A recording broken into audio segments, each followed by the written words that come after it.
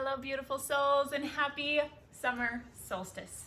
We are entering our final week in what we call our school year, although technically I'd consider us to go all year round. Tomorrow is our last official day with my children and myself in our classroom. Tuesday, my daughter is going to district activity day for 4-H and presenting to a panel on how to make goat's milk ice cream. Wednesday, we celebrate our last day of spring session with our forest homeschoolers. That's for ages 7 to 12.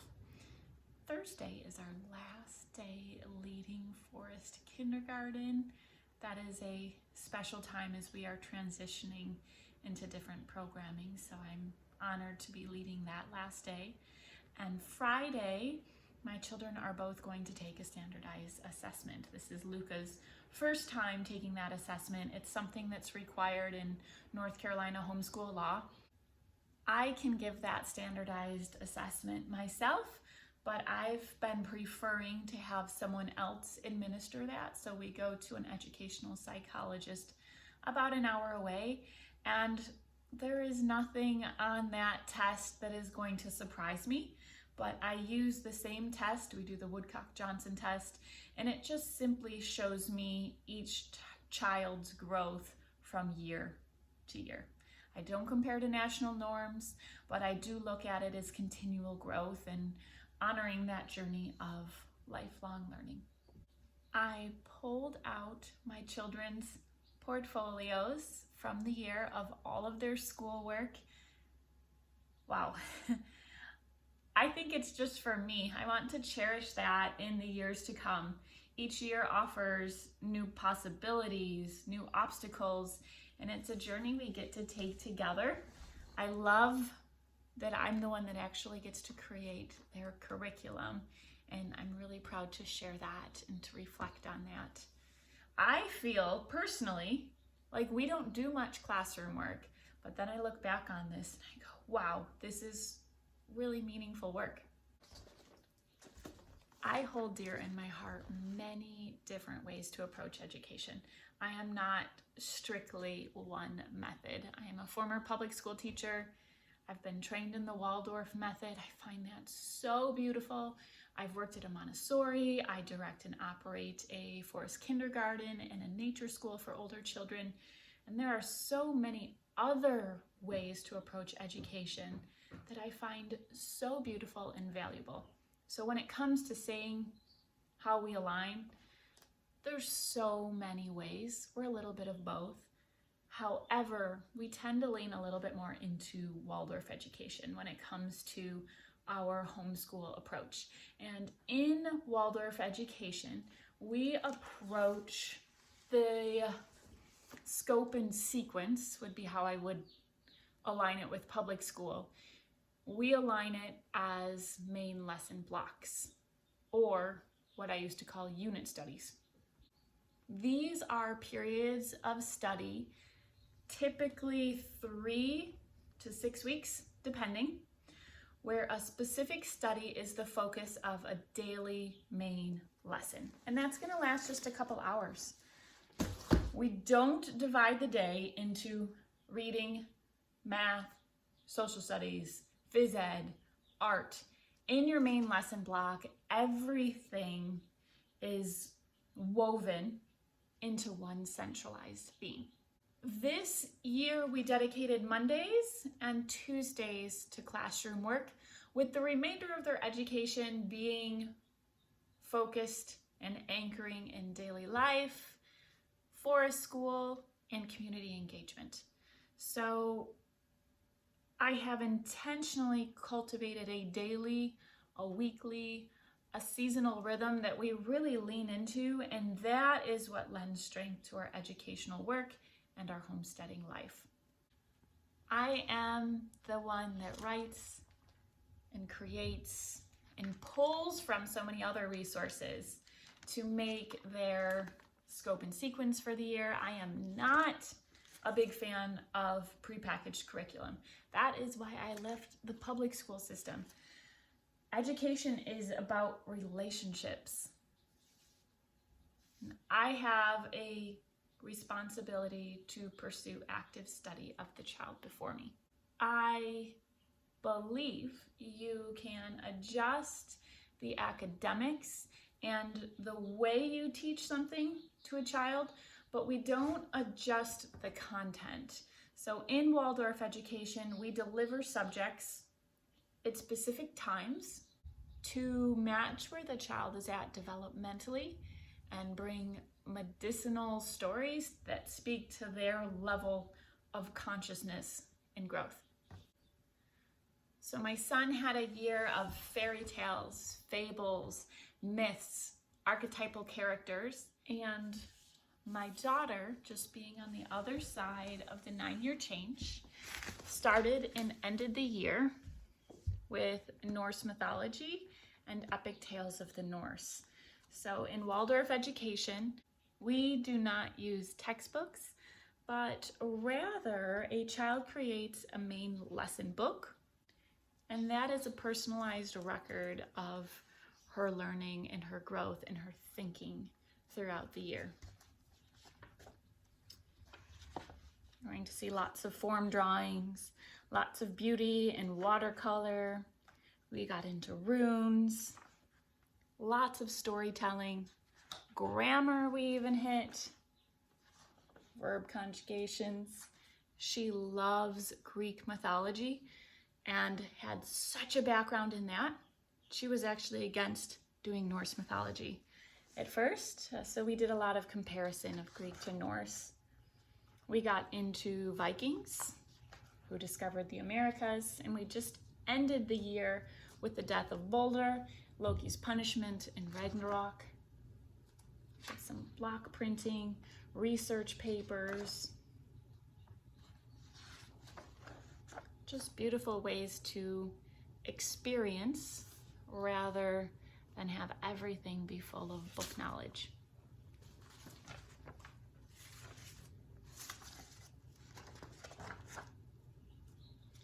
This was a completely new topic for me. I did not learn this myself, so I spent last summer studying to try to figure out how I was going to do this, and reading books and listening to podcasts, and it turned out to be the most beautiful experience, and I'm so thankful for it. Her world tree, trips that we made, and we were really able to turn life into the study.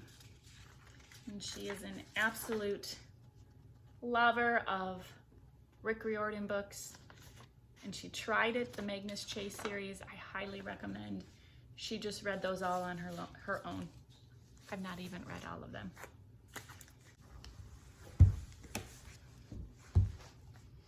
We also dove into Beowulf. I read a couple different versions. I had a lot of studying to do on this one as well. This book was just a little watered down, so I ended up choosing not to do this one with her, although we referenced it. I ended up going with the translation by Donaldson. So what I thought would end up being a really dry, boring topic, gosh, turned out to be such a beautiful, beautiful experience. And this is how we turned main lessons into cross-curriculars.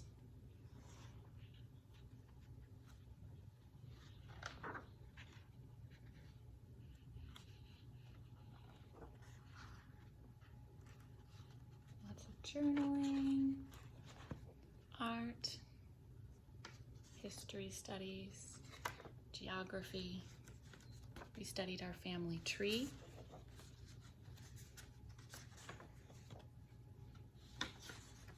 And ended the year with some research.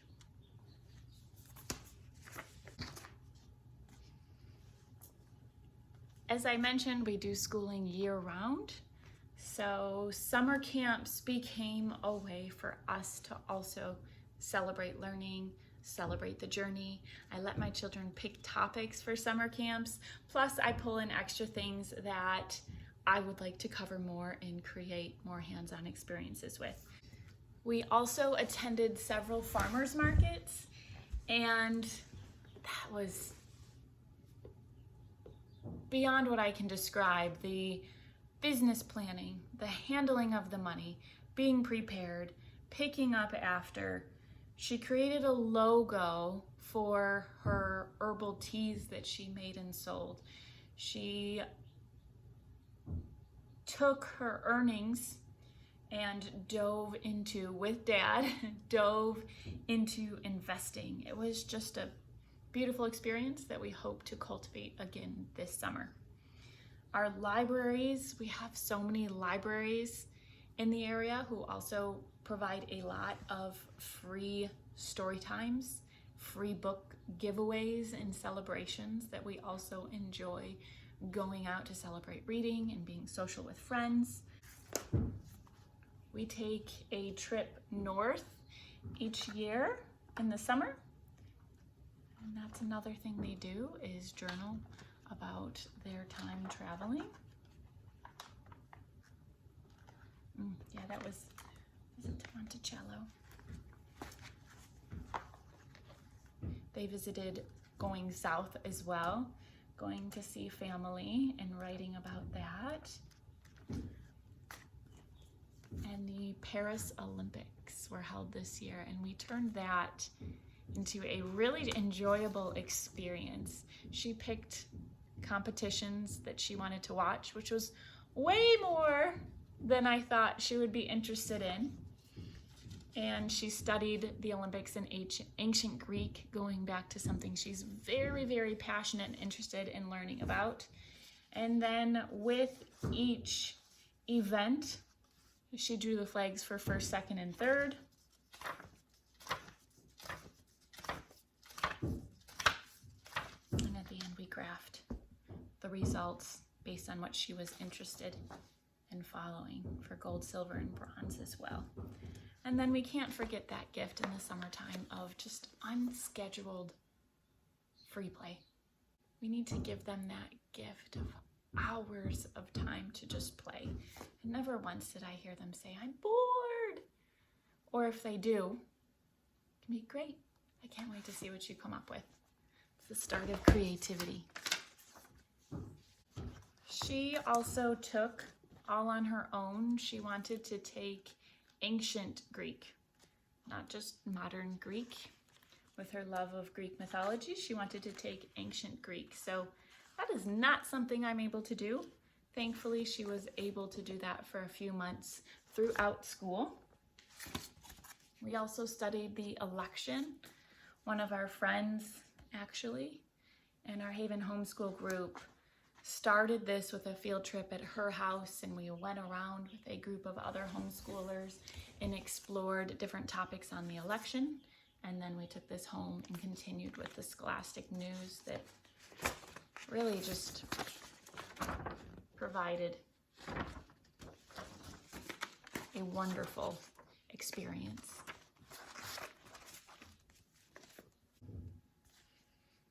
When winter break came, we cozied in to stories, especially Narnia.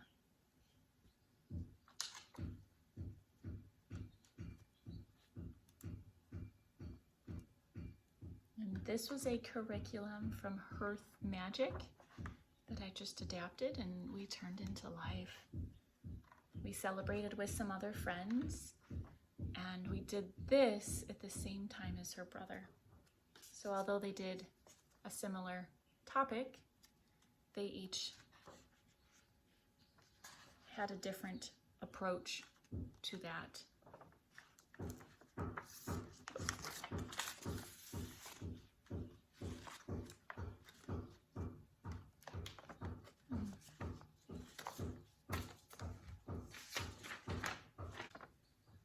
I do a lot of rubrics.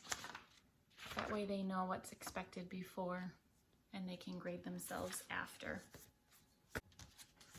This was just a fun week study. One of our friends, again, had a Dr. Seuss celebration for younger children.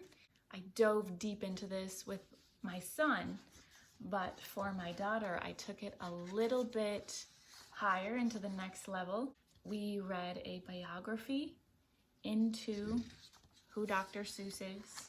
We analyzed political cartoons and talked a little bit about the World Wars. And I also pulled in some multiplication and division for that. And at that time, she was loving poetry, and we were reading Beowulf. So it was neat to see different ways and different features of poetry, whether it was rhyming verses or kennings of Beowulf. In 4-H, she submitted project record books. This was for her chicken show, raising chickens and then showing them. That's last year's. And this is this year's. And she also submitted one for horse. 4-H just offers so many amazing opportunities that we just have to get in there and see the breadth of what they offer is incredible. For math, this was the year we really dove into fractions. I really wanted her to have a fraction sense, just like we have a number sense. So I did not rush any procedures. We did a lot with concrete models and cultivating that number sense before we then moved on a couple months later into equivalent fractions and adding fractions, subtracting fractions, comparing fractions. Started multiplication, but not fully. I wouldn't say we fully got into that. That will be next year. Area and perimeter was something we enjoyed at the holiday time, with her having a big project. Here's her rubric with myself and Jared designing a winter themed house. It also directly applies to what we're doing in the garden with square foot gardening and what we're doing in the pastures with developing the pastures. And we are ending the year with long division. I waited, I paused. We did so much practice developing that multiplication understanding and memorization, then short division before we dove into the procedure of long division. In our nature school programs, we spent the winter session getting into my side of the mountain. And we enjoyed the story at home and then experienced it through things during the school year, such as foraging, measuring trees, the fire triangle, starting fires. They were able to start fires with flint this year, looking at water under the microscope, experimenting with collecting rainwater and filtering rainwater. That was just an absolutely beautiful experience. I'd love to write a memoir on that to inspire people. And they also did a lot of cooking related to that. In Forest Homeschool, the year was spent on botany. So they will be going home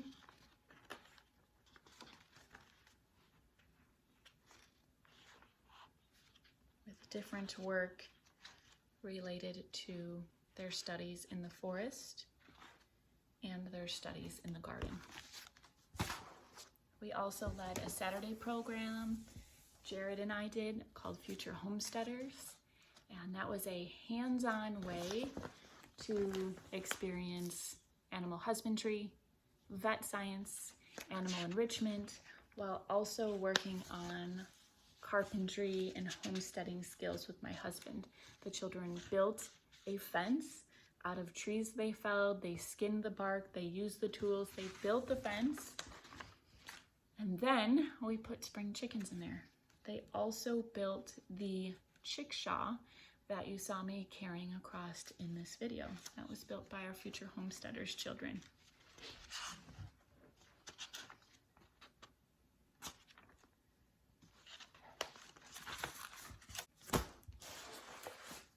I did not mandate any kind of reading for my daughter. She has a deep passion for reading. In just less than 3 years with that Woodcock-Johnson test, she has shown 8 years of growth. It's crazy, absolutely amazing what the power of passion can do. And knowing that you don't need to rush that reading. So when it came to reading, it was hard for me to honestly keep track of how much she would read.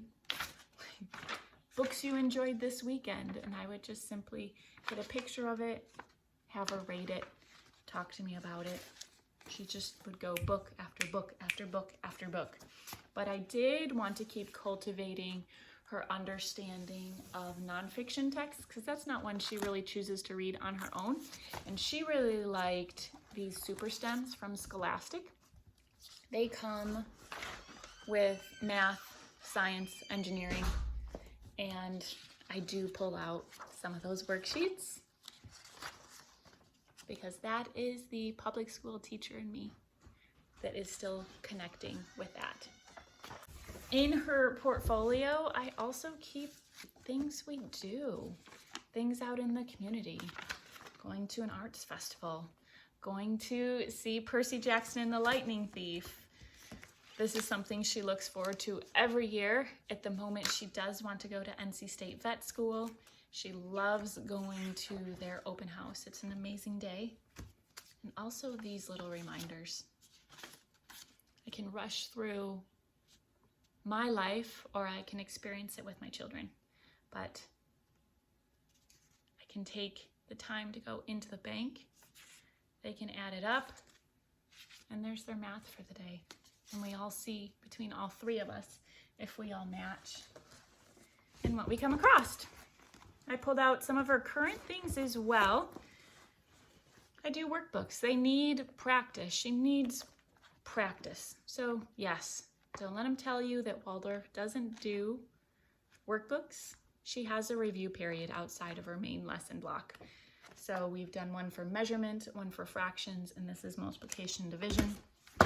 This is just one problem-solving puzzler that she does each week. I did start an official curriculum. I'm struggling to get through it all because it's a very scripted curriculum, and I find myself veering off of it and then coming back to it. But it is absolutely fascinating, this whole logic of English approach. I was taught in college a completely different way. Balanced literacy, whole language approach. We did not do phonics in the way I was taught or when I was teaching school.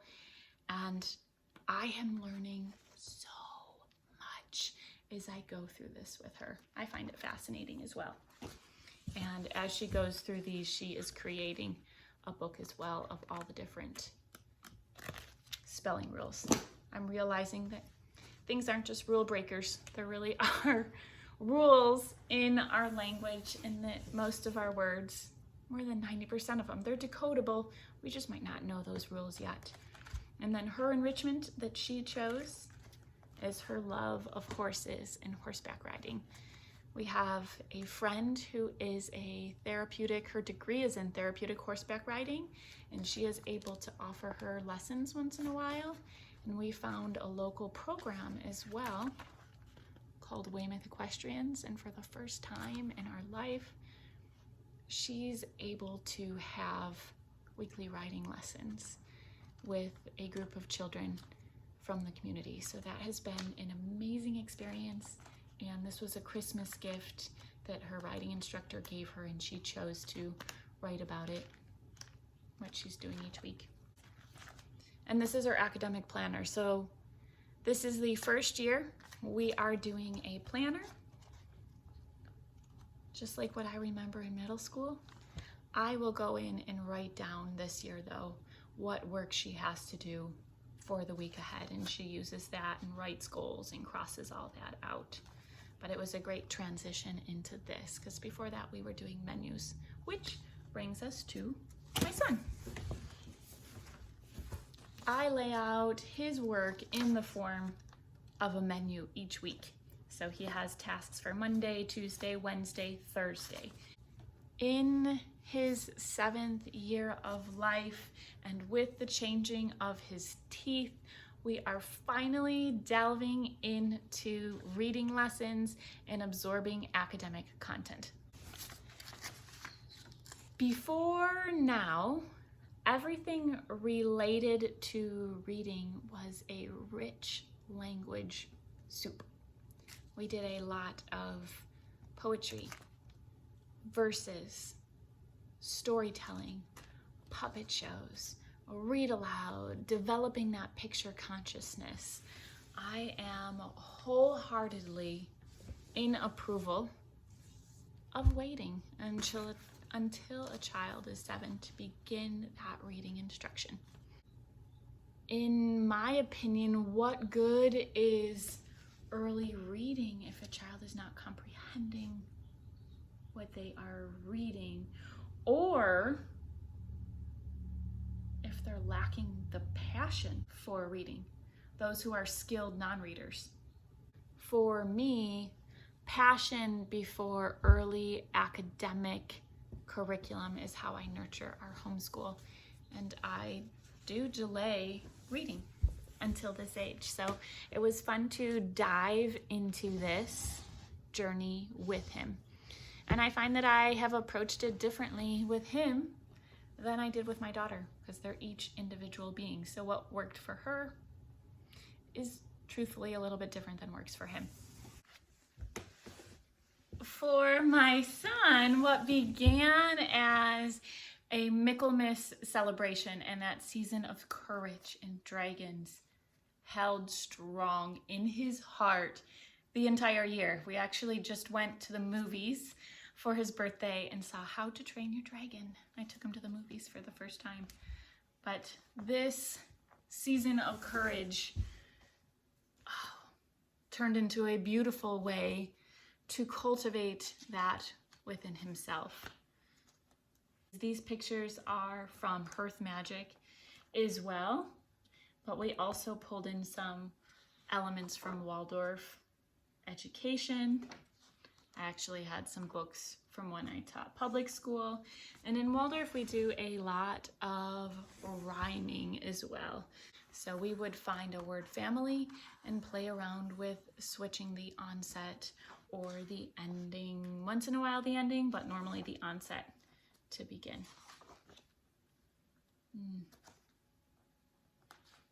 Dragon Masters were a love this year. And this is Words Their Way, which also worked a little bit with onset sounds and then rhyming as well.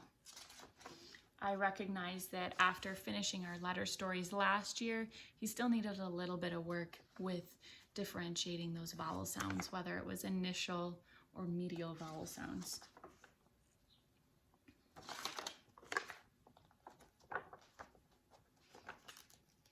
And ending with our Michaelmas, the best Michaelmas celebration.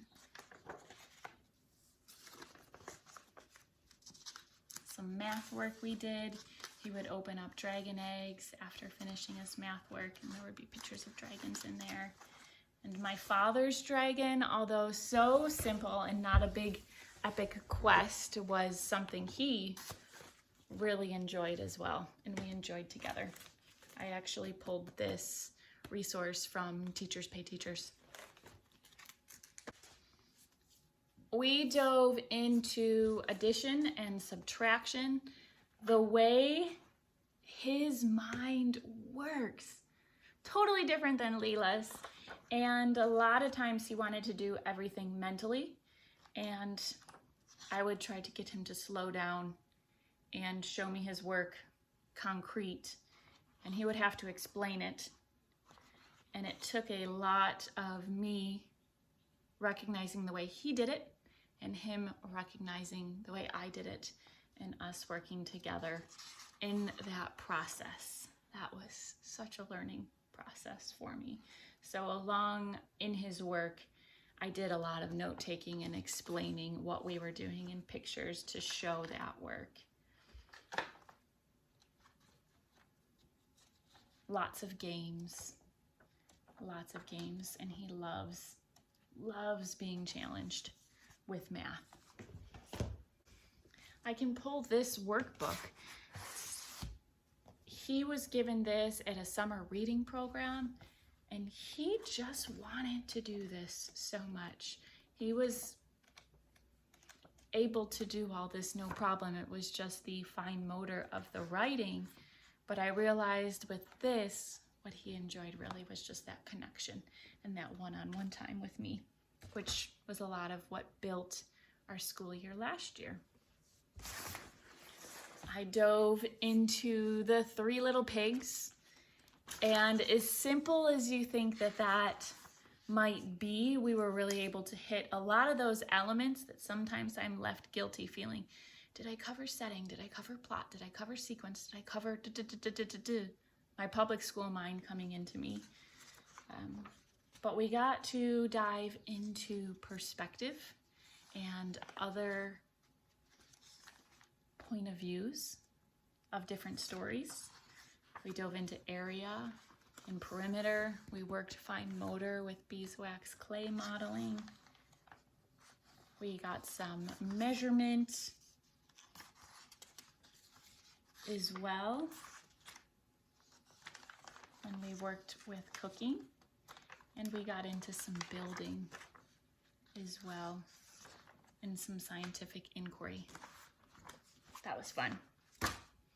As mentioned, we all dove cozy schooling in winter break with Narnia. And it was such a lovely way to connect and dive into that cozy schooling.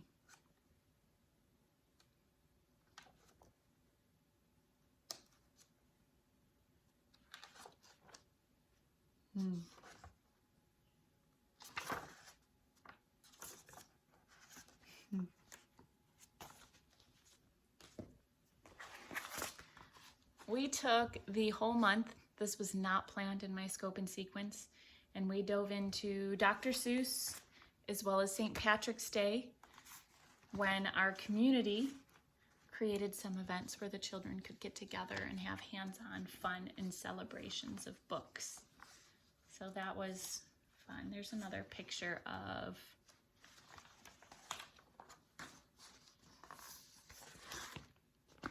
his menu, just to show how he would be presented with this at the beginning of a week. And then at the end of the week, he would list a rubric and give himself a reflection on how he felt he did, as well as talk about his favorite memories and his favorite stories from the week. And St. Patrick's Day. Teachers Pay Teachers. There was so many free things on there that I decided to make complete cross-curricular review of so many things. Here is another writing phonics form drawing to show at the very start how we were working sky letters, digging letters, and working on rhyming.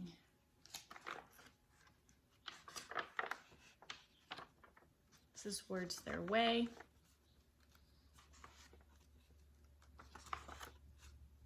Apple cake. Cooking is a huge part of the curriculum at this age.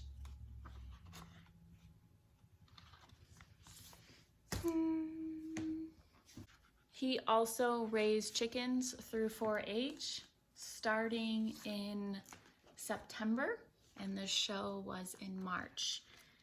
And this is his Clover Bud project record book that he presented to 4-H during his show.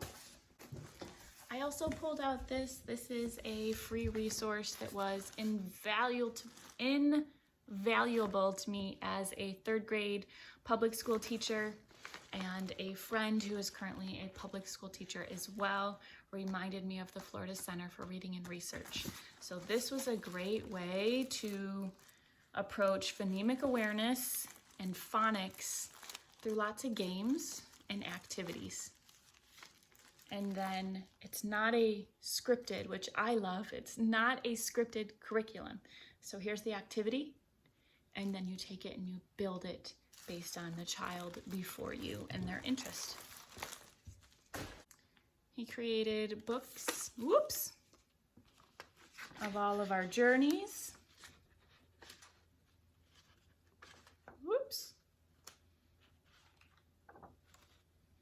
You can see we are still scribing for him at this age last summer.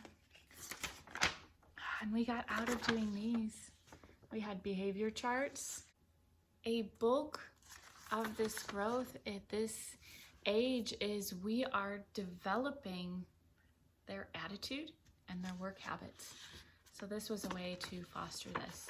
I'm a big proponent of intrinsic motivation, but sometimes these rewards are also a way to make it more motivating to create habits that last. This is his trip going to Florida and New York. And then we have our nature school folders. This is his botany folder, where, man, that power of positive peer pressure. He would tell me he worked so hard at school to write, and he would try so hard. And everyone there was so supportive of each other there. My side of the mountain, he loved that. And when I picked out some books, I also picked out Hatchet. He did a lot of camping with Dad, and they would always pick out some Gary Polson related book. They were reading the sequel of these. But when we asked Luca last year what he wanted as his extracurriculars, it was, I want to go camping, I want to go bike riding, I want to go fishing. Those were the things he wanted to do, so I'm really thankful that he got to do that with Jared. And this was his Future Homesteaders book. When Jared and I created the Future Homesteaders program, it was based on the idea that our daughter wants to be a vet and our son wants to be a carpenter. So I took the animal side, Jared took the carpentry side, and we facilitated the growth of our own children while also cultivating the growth of our community and creating a school culture around that. This was actually a wind down from something we did every week last year on Mondays. We would do a science lesson, and that was a way to form connection as well and just go through the scientific process. So we finished a few more science lessons, and then once winter came, we started to hit a different rhythm. And we are ending the year with something not actually always done in Waldorf schools, but he wasn't as interested in all the fairy tales like my daughter was, and I wanted stories to cultivate hard work and heroes, and I decided to tell stories of the American frontier, or tall tales of the American frontier. With that, he has created a map of the United States, and we have been talking about European westward expansion and the development of our country into the states it is today. He has a key for all of his characters that we've been studying so far. Tomorrow he gets our final character. We reviewed genres of different folk tales, talked a little bit about geography. He loved pulling exaggerations and realistic details from the stories. Each time we were introduced to a character, since we are working on the regrouping and the borrowing process for subtraction said, hey, let's figure out how old these characters are. Some of them are real, some of them are made up, but this book by Mary Pope Osborne does give some great dates, as well as our library just has so many resources. So we can go without having to purchase all of these books for the school year, just by using the amazing libraries in our community. We did some cooking. Davy Crockett. This painting evolved. I had something else in mind. The child before me had something else in mind, and we worked together, and he showed his unique artistic ability coming out. We did enjoy some movies. Moe's and the Evolution of Fire Trucks. These are our ancestors. Pecos Bill and his tornado. Lassoing that tornado. Whoop.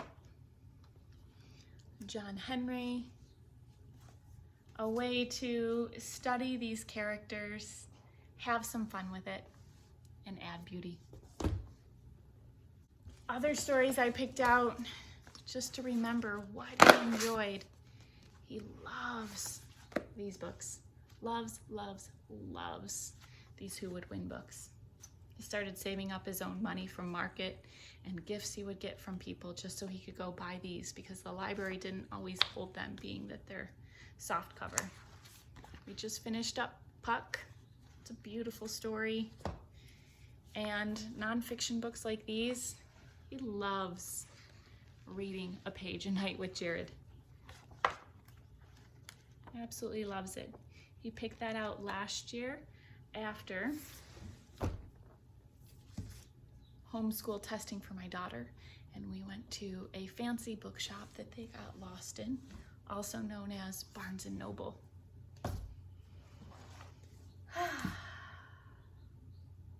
A beautiful journey that I am thankful that I get to create and share. Maybe over the years, I have the goal of being able to share these lessons with the community so that they can take these and create individualized lessons for your children in your community. I thank you for the honor of your presence. I hope you have a beautiful summer solstice ahead, and may our paths cross again soon.